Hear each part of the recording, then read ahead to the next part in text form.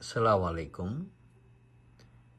সম্মানিত ভিউয়ার্স, আমি জমির চৌধুরী বলছিলাম।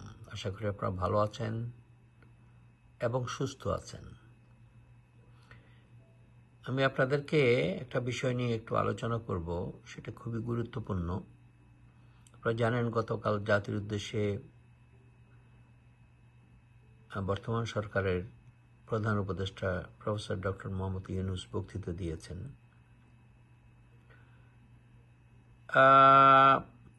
উনি রূপরেখা বলতে সে ধরনের কিছু বলেছেন বলে আমার জানা নেই। এখনও সরকার খুব দোদুল্যমান অবস্থা এবং কনফিউজড অ্যাকচুয়ালি কী করবে বা করবে না, এবং করলে কখন করবে। সংস্কার নিয়ে কথা হচ্ছে। সংস্কার তো একটা দীর্ঘ প্রক্রিয়ার ব্যাপার, আর সংস্কার একদিনে শেষ হয়ে যায় না। সংস্কারের ভার্চুয়ালি শুরু এবং শেষ নেই, এটা অনন্তকাল ধরে চলবে। এটা হলো বাস্তবতা। যে মূল যে জিনিসগুলো আসলে দরকার ছিল বাংলাদেশে এই মুহূর্তে,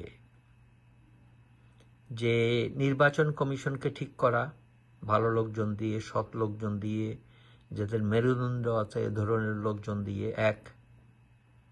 2 নম্বর হলো দুর্নীতি দমন কমিশনটাকে ঠিক করা, তাইলে যারা দুর্নীতিবাজ বা ভবিষ্যতে এই ধরনের কিছু হবে, এটা এই ব্যাপারে একটা ভালো একটা পদক্ষেপ হতো। থার্ড হলো উনি যে কথাটা বলেছেন, এটা খুব সুন্দর কথা, যে সমস্ত সরকারি কর্মচারীদের হিসাব দিতে হবে। এখন লক্ষ লক্ষ কর্মচারী এটা হিসাব দিবে, এটা একটা রোড ম্যাপ থাকবে, এই হিসাবটা রাখতে হবে। এই হিসাবটা রেখে কি হবে?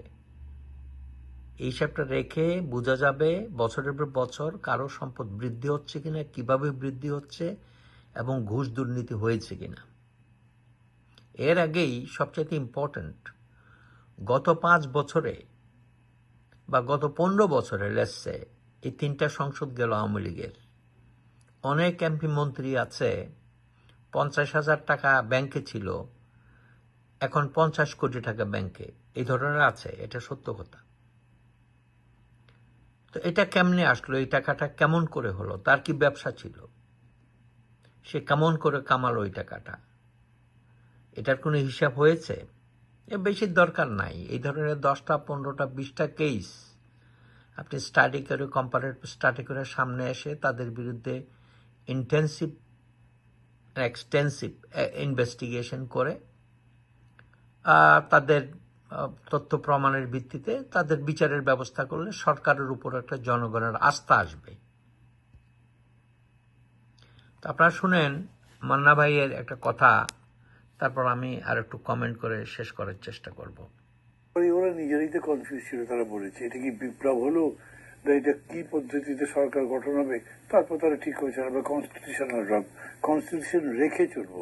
তো কনস্টিটিউশন রেখে যদি আপনি চলেন, তার মানে হচ্ছে উপদেষ্টা সব তো চিফ অ্যাডভাইজারই ঠিক করবেন, প্রধানমন্ত্রী তার ক্যাবিনেট ঠিক করেন না। এখানেও সেরকম আমি শুনেছি, এটা ঠিক জানি না। ধরেন যেমন প্রধান বিচারপতি বলেছেন যে 1.5 বছরের মধ্যে নির্বাচন করা সম্ভব। তার 1 দিন বা 2 দিন পরে একজন অ্যাডভাইজার বলেছেন যে আগামী বছরের মধ্যে নির্বাচন করা সম্ভব। তারপরে ওই অ্যাডভাইজারকে আবার বলতে হয়েছে যে না, এটা বলবার ইখতিয়ার কেবলমাত্র প্রধান উপদেষ্টার আছে, আমাদের কারো নাই। কেন বলতে হলো তাকে? মানে এইরকম জিনিস কিন্তু মানে নিজের থেকেই তিনি বলেছেন, নিজের থেকে উপলব্ধি করে সংশোধন করেছেন, এরকম কিন্তু না। আমি শুনেছি এরকম যে এই কারণে একটা কমোশন হয়েছে। ওনারা জিজ্ঞেস করেছেন আপনি নিজে বলতে পারেন নাকি, আপনি কি ডেট ডিক্লেয়ার করতে পারেন নাকি। তাহলে ধরে নিতে হবে যে doctor Yunus as chief adviser সবকিছু কন্ট্রোল করছেন। আবার আপনি ভিন্ন দিকে যদি দেখেন, তাহলে উনি যাদেরকে বললেন যে তা আমার প্রাথমিক নিয়োগকর্তা, তারা কিন্তু এখন তার বিরোধিতা করছে। তার নাম ধরে বিরোধিতা করছে না, কিন্তু তার অনেক সিদ্ধান্তের তারা বিরোধিতা করেছে এবং তারা মনে করছে ঠিক না। এবং তারা যেগুলো বিরোধিতা করেছে তার মধ্যে উল্লেখযোগ্য যদি বলি যে প্রেসিডেন্টকে রাখা না রাখা, এটা কিন্তু উনি তাদের কথা শোনেন নাই, এই গভর্নমেন্ট তাদের কথা শোনেনি। তার মানে এখানে একটা ডাইকোটমির মতো একটা কি বলবো যে মানে ডুয়াল পাওয়ার টাইপের একটা ব্যাপার এখানে মনে হচ্ছে, যে এরা কিছু যদি দেওয়া পারে তা মশাল মিছিল করে রাজপথে বেরিয়ে গিয়ে জোর করে। এমপ্লয়মেন্টের ক্ষেত্রে যে 32 বছর 35 বছর দাবি করেছে যারা আন্দোলনকারী, গভর্নমেন্ট বলছে 32 ইয়ার্স, দ্যাট মিনস ওরা। তারপর আপনারা দেখলেন যে যে সচিবালয়ে যে ধরনের ঘটনাগুলো হলো, তাইলে এখনও সরকার, ইভেন এই ডক্টর ইউনূসের বক্তৃতার পরও আমি মনে করি যে সাধারণ মানুষ এই সরকারের উপর আস্থা রাখতে পারছে না। ধন্যবাদ।